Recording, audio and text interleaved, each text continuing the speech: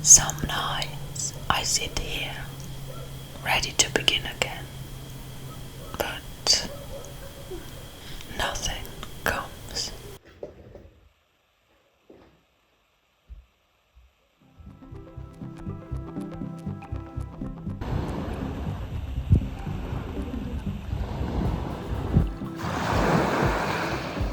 Then finally September came, the heat broke, the crowds left, Sardinia exhaled.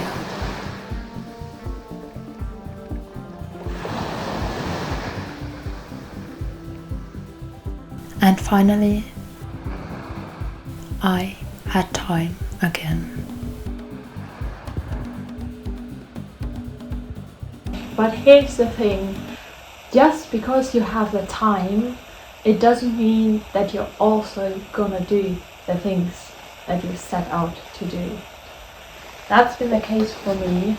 Even though I now have time, I haven't picked up a paintbrush in weeks.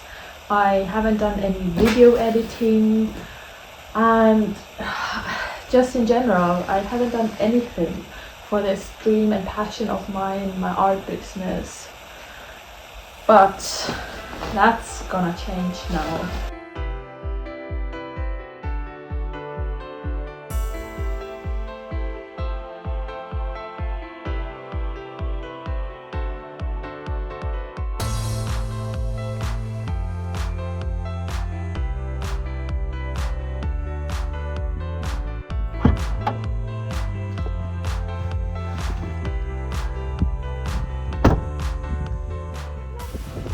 The first thing I gotta do is shift my mindset.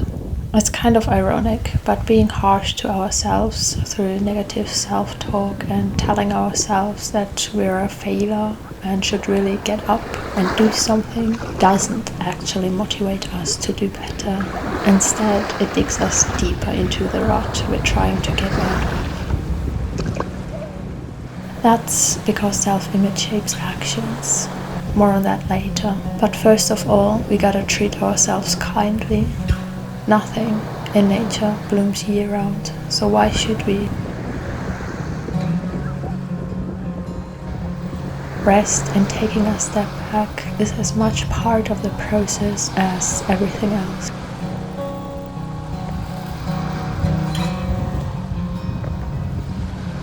As long as we're still breathing, we can always try again.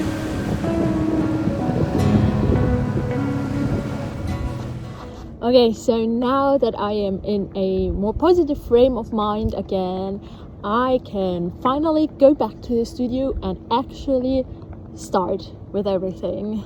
Let's go.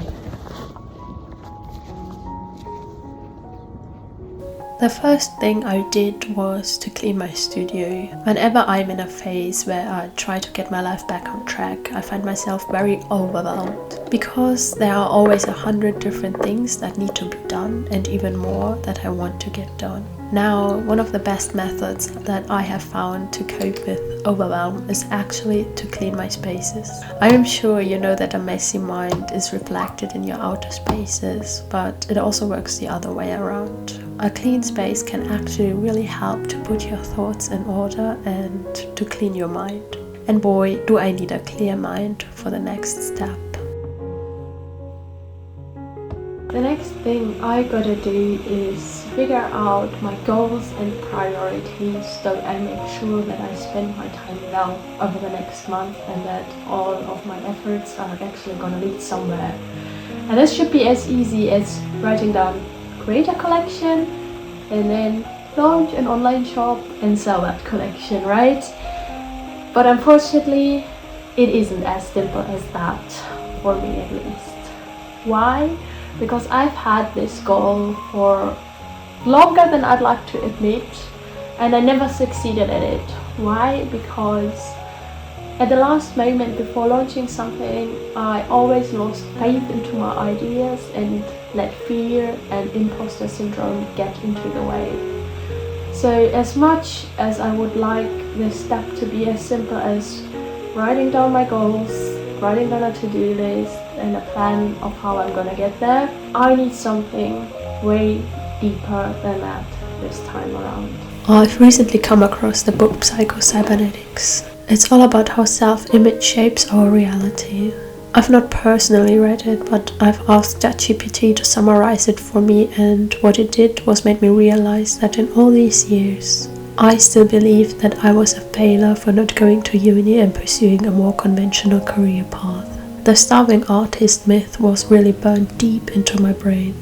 And how am I going to build a successful career as an artist when really my self-image was that of a poor, starving artist? So what I did was ask ChatGPT to create a set of routines based on a book that helped me implement its wisdom into my daily life. I've now put all these routines into my habit tracker, and I'm gonna start to stick to them over the next few weeks, and hopefully that will help me to get me where I want to go.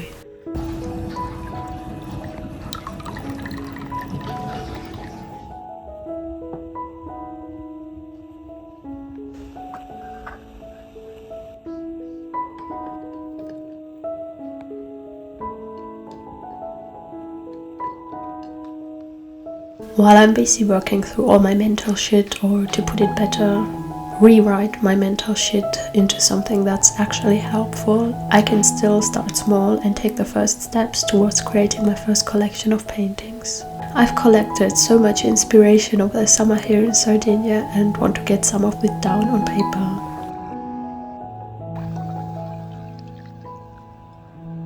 The goal is to start slow, without much pressure, which is why I'm working with my sketchbook for now. I found sketching not only to be useful for exploring composition and for practice, but also for finding my interest and exploring colors. One thing that I have struggled with in my Sardinia-inspired work this far is to accurately capture the warmth Sardinia always transmits me. Yes, Sardinia is beautiful and breathtaking, but most of all, it feels so warm, like home, and has just the most positive and beautiful vibes that I have ever felt in a place. It's truly a place where your heart and soul can rest. And while I've painted many paintings that capture Sardinia's beauty in the past, I have never quite managed to capture that feeling in my work. This year might still be small and still look like nothing, but maybe I have just found the theme for my first ever collection. This summer taught me that life isn't a race. We don't have to live by the standards of a society that screams more, faster, better. We can live at our own pace, and when you're ready, your creativity will come back to you.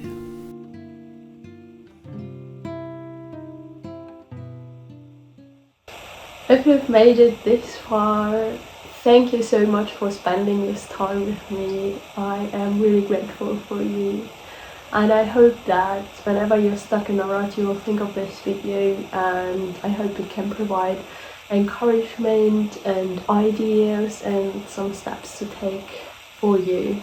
Yeah, thank you so much. I hope you enjoyed this video. I can't wait to see you in the next one. Ciao from Sardinia.